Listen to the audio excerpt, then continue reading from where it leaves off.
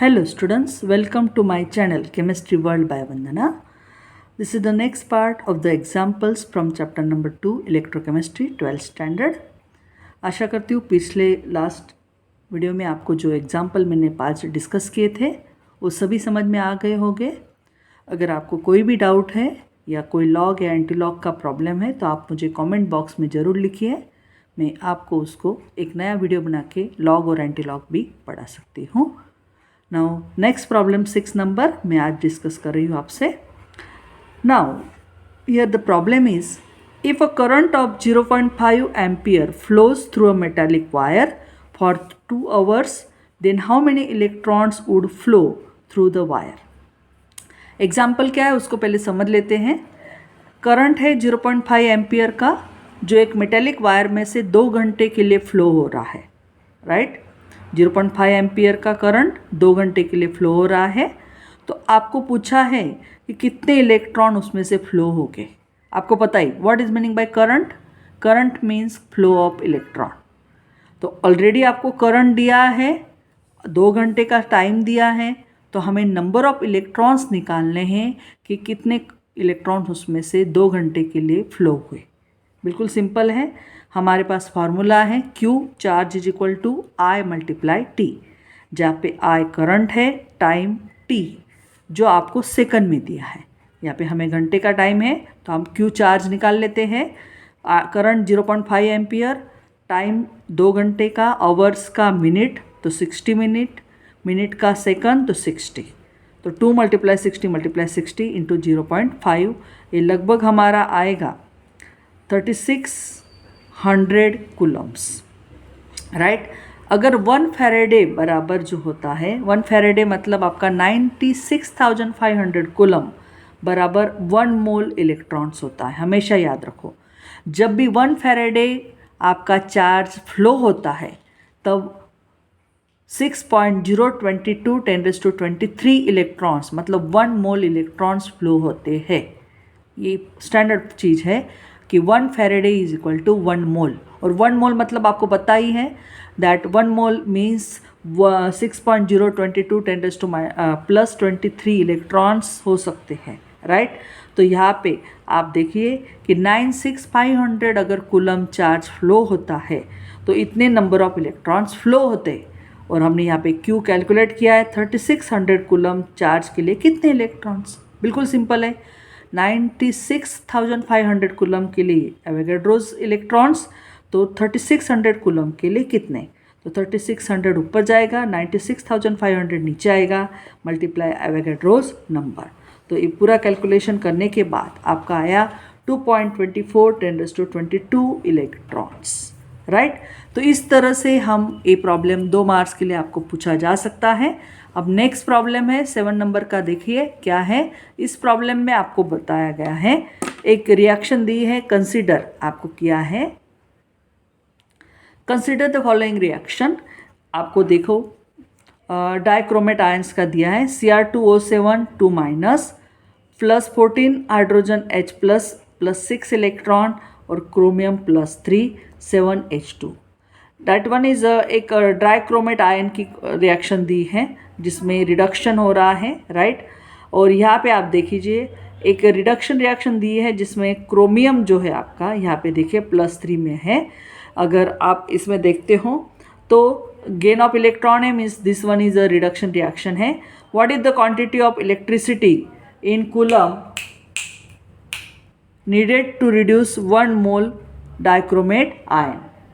तो कैसे आप इसको कैलकुलेट करेंगे। बिल्कुल सिंपल है। पहले क्वेश्चंस को समझिए कि Cr2O7 का आपको Cr+3 हुआ है, मतलब यहाँ पे आप देख लीजिए कि जैसे प्लस से अगर देखते हो +7 से अगर यहाँ पे देखो मतलब रिडक्शन ही हुआ है, +6 से +3 हुआ है। अगर आप निकालते हो, अगर मैं यहाँ पे आपको बता दूँ कैसे रिडक्शन है, गेन ऑफ इलेक्ट्रॉन है तो भी रिडक्शन है, राइट। या ऑक्सीडेशन स्टेट का भी चेंज हुआ है, राइट। तो हमें कितनी कॉलम क्वांटिटी चाहिए इलेक्ट्रिसिटी की कूलम में 1 मोल अगर हमें रिड्यूस करना है। तो अगर आप ऊपर में देखोगे तो 6 मोल ऑफ इलेक्ट्रॉन्स के हो रहे 1 मोल के लिए। अब देखो 1 ही मोल लिया है, आगे यहाँ पे कुछ लिखा नहीं, मतलब 1 मोल है, 1 मोल का रिडक्शन हुआ है यहाँ पे, राइट, 2 मोल क्रोमियम में। तो 1 मोल का रिडक्शन के लिए आपने 6 इलेक्ट्रॉन गेन किए हैं, राइट। तो 1 मोल ऑफ इलेक्ट्रॉन बराबर 96, हमने ऊपर ही देखा 1 mole electron means Avogadro's number of electrons is equal to 1 faraday, और 1 faraday is equal to 96,500 coulomb. तो 1 mole of electron is equal to this 1 coulomb.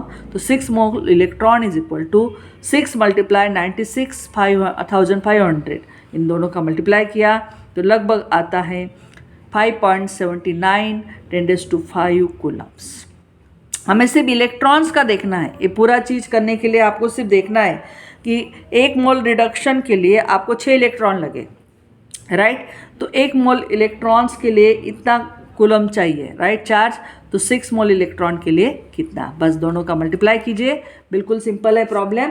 अब नेक्स्ट नंबर जो है आपका 8 नंबर का प्रॉब्लम मैं आपसे डिस्कस कर रही हूँ।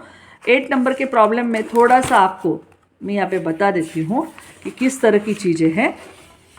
8 नंबर के प्रॉब्लम में यहाँ पे एग्जाम्पल्स है, तो उसमें थोड़ा सा आपको 2-3 चीज़ें हैं वो ध्यान देनी है। क्या है एग्जाम्पल, पहले उसको समझ लेते हैं। Now here calculate the standard cell potential of galvanic cell. हमें सेल पोटेंशियल स्टैंडर्ड कैलकुलेट करना है गैल्वेनिक सेल का, जिसमें 2 रिएक्शन आपको दिखाई है, एक क्रोमियम का ऑक्सीडेशन हो रहा है और कैडमियम का रिडक्शन हो रहा है। आपका आयरन का यहाँ पे ऑक्सीडेशन हो रहा है और सिल्वर का रिडक्शन हो रहा है।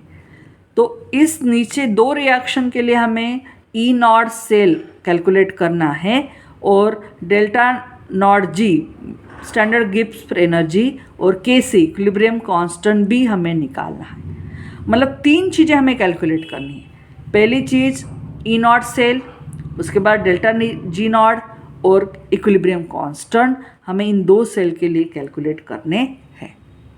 बड़ा प्रॉब्लम है, 5 मार्क्स के लिए पूछा जा सकता है, इसलिए ध्यान से देखिए। कोई बहुत सिंपल है, आपको सिर्फ शांति से उसको देखना है। पहले आप क्या भी जो भी एग्जाम्पल दिया उसको लिख लीजिए। देखिए पहले क्रोमियम का दिया है 2Cr से आप देख लिए 2Cr+3 हुआ है, मतलब यहाँ पे देख लीजिए 0 से +3 हुआ है। इंक्रीज इन ऑक्सीडेशन नंबर, मतलब इसका ऑक्सीडेशन हो रहा है, और +2 से 0 हुआ है, मतलब इसका रिडक्शन हो रहा है, राइट। तो अब इसमें आप समझ सकते हो कि E naught cell is equal to E naught cathode minus E naught anode.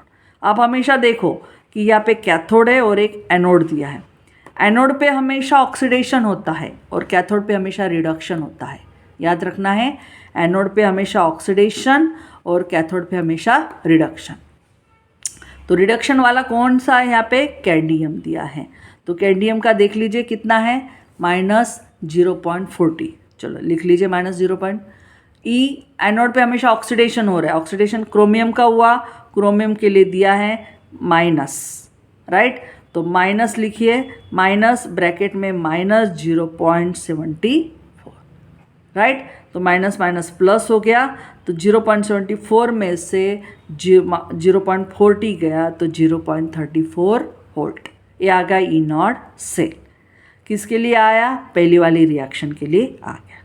अब पहला वाला हमने स्टैंडर्ड सेल पोटेंशियल निकाल लिया ई नॉट सेल इस पहली वाली रिएक्शन के लिए। अब ये पहली वाली रिएक्शन के लिए हम निकालेंगे delta G not and equilibrium constant. तो चलिए भाई, हमारे गिब्स फ्री एनर्जी के लिए, स्टैंडर्ड गिब्स फ्री एनर्जी के लिए इक्वेशन है -NF ई नॉट सेल -6, कितने 6 इलेक्ट्रॉन का ही हुआ है, देख लीजिए, क्योंकि यहाँ पे आप देख लीजिए क्रोमियम से आपका Cr से 2Cr+3 हुआ है, मतलब आप 3 इलेक्ट्रॉन, एक क्रोमियम के लिए 3 इलेक्ट्रॉन आपके लॉस हुए, तो 2 क्रोमियम के लिए 6 इलेक्ट्रॉन हो गए, इसलिए यहाँ पे n की वैल्यू 6 आएगी। फैराडेस आपको पता ही 96,500 और ई नॉट सेल ऊपर कैलकुलेट किया 0.34, इन सब का मल्टीप्लिकेशन किया तो इतना आता है। ये आपका CV मोल है, मैंने ऑलरेडी आपको बताया था 1 CV is equal to 1 joule, याद रखिए 1 CV is equal to 1 joule, याद रखना है आपको। So you can write down here that 1 CV is equal to 1 joule. तो इस तरह से आपका जो भी 1 CV दिया है यहाँ पे वो 1 CV बराबर 1 जूल आता है। तो तो 1 coulomb volt is equal to 1 joule. तो यहाँ पे आपका जितना आया, कितना आया 196860, मीन्स आप देख लीजिए कि लगभग 1,96,860 जूल पर मोल है। इसको किलो जूल में करना है तो 1 2 3 डेसिमल पीछे से आगे आई है, तो -196.86 किलो जूल पर मोल। ये हमारा डेल्टा नॉट जी आ गया। अब हमें ऊपर जो था उसके बाद केसी निकालना है, इक्विलिब्रियम कांस्टेंट, उसी के लिए। तो E naught cell is equal to हमें पता ही है 2.303 RT/NF log ऑफ C। ठीक है, तो अब देख लीजिए log KC बराबर क्या आएगा, N ई नॉट सेल, अब देख लीजिए F और 2.303, मतलब ये पूरा करके हमारा आता है 6। देख लीजिए N की वैल्यू 6, ई नॉट अभी 0.34 फैराडेज कांस्टेंट, ये सब चीज़ें हमारी आती है 1/, जो भी है इसको नीचे लाएंगे तो 0.05, राइट। तो आप देखो ए आता है, दोनों मल्टीप्लाई करने के बाद लगभग ए आएगा, इसको मल्टीप्लाई किया तो 2.04 डिवाइडेड 0.059। तो इस सब करने के बाद यहाँ पे मैंने कैलकुलेशन आपको दिखाया है, देख लीजिए 2.04 ये दोनों का मल्टीप्लिकेशन आया डिवाइडेड 0.059। तो आपको यहाँ पे डिवीज़न मैंने दिखाया है, जस्ट हियर 2040 डिवाइडेड 59, तो लगभग 34.57 इसका डिवीज़न आता है। तो ए हो गया हमारा log KC के बराबर, क्योंकि आप देख लीजिए इस प्रॉब्लम में log KC बराबर आपका आया 2.04, तो उसको मैंने किया 204 डिवाइडेड 100, और ये नीचे है 56 डिवाइडेड 1000 ऊपर आ जाएगा, तो ये 2 जीरो कट हो जाएंगे, तो इसमें 2040 डिवाइडेड 59। तो देख लीजिए ये आया आपका, राइट। और ये डिवीज़न भी मैंने आपको यहाँ पे पूरा दिखाया किस तरह से आता है 34.57। ओके, तो इस तरह से आ गया हमारा 34.57। तो log KC बराबर इतना, राइट। तो KC बराबर क्या आएगा, एंटी लॉग ऑफ दिस। और आपको पता है आगे का नंबर जो 34 होता है वो 10⁻34 आएगा हमेशा। तो हम 0.57 का, आप जो लॉग है आपके टेक्स्ट बुक के पीछे लॉग और एंटी लॉग निकालोगे, उसमें 0.57 का जीरो में देखोगे, 0.57 का जो भी आएगा 0.376, तो उसको 1 डेसिमल करके आगे जाना है, एक ही डेसिमल 3.76 करना है, और ये जो आगे का नंबर दिया है उसको 10⁻34 लिखना है। ये आ गया आपका KC। तो फर्स्ट के लिए हमारा आ गया ए वाला, पहला वाला जो था हमारा, इसके लिए ए आ गया, राइट। अब दूसरी वाली रिएक्शन है, उसके लिए क्या है वो भी देख लेते हैं। दूसरी वाली रिएक्शन में हमारा दिया है, मैं यहाँ पे दिखा देती हूँ रिएक्शन। दूसरी वाली किसके लिए है, आयरन के लिए दिया है, Fe के लिए और दिया है। देखो Fe का यहाँ पे ऑक्सीडेशन हो रहा है, जबकि सिल्वर का यहाँ पे रिडक्शन हो रहा है। तो दूसरी वाली रिएक्शन के लिए देख लीजिए, ई नॉट सेल क्या आएगा, E naught cell is equal to E cathode minus E anode, E naught. और आपने देख लिया है, दिया ही है ई कैथोड पे, मतलब आप देखो यहाँ पे रिडक्शन होना चाहिए। रिडक्शन किसका हो रहा है, सिल्वर का हो रहा है। सिल्वर का कितना है 0.80। और क्या एनोड पे ऑक्सीडेशन किसका हो रहा है, आयरन के लिए वैल्यू है 0.78। आपको ये वैल्यू दी होती है, इन दोनों का सब्ट्रैक्शन किया 0.02।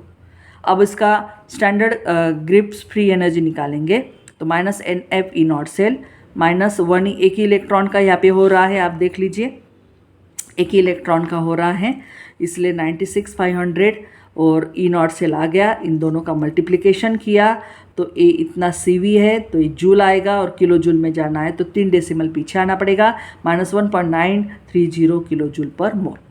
अब log KC बराबर मैं डायरेक्टली ले रही हूँ, क्योंकि हमारे पास है ही, राइट, फार्मूला ही है, E naught cell is equal to this one 0.059 log KC, और इसमें N ई नॉट सेल ए वाला ले लेंगे हम। मैंने डायरेक्ट इसलिए लिया क्योंकि यहाँ पे हमने देख लिया था, देख लीजिए ए वाला, यहाँ पे देख लीजिए E cell is equal to this one, तो log KC के बराबर आ जाता है। log KC बराबर ए इधर आ जाएगा और ए वाला, तो डायरेक्टली फार्मूला लिख लीजिए, log KC बराबर N ई नॉट सेल 0.059। तो N की वैल्यू 1, ई नॉट सेल ऊपर निकाला ए वाला, तो आपको पता ही है 0 है तो 20 में एक हाउस इधर जाती हूँ, डिवाइडेड 59। 1 2 3 डेसिमल है तो इधर भी 1 2 3 डेसिमल आगे चले जाओ, तो 20 डिवाइड 59 तो 0.338, राइट। और ये आ गया किसके बराबर, लॉग केसी के बराबर। तो केसी बराबर एंटीलॉग ऑफ दिस, तो हम क्या करेंगे, आगे कुछ नहीं है तो हम 0.33 का 8 में एंटीलॉग देखेंगे, वो लगभग आता है 0.217 आता है, लेकिन एक डेसिमल आगे जाना होता है एंटीलॉग में, इसलिए 2.17 ये आ गया K C, that one is for this one, right.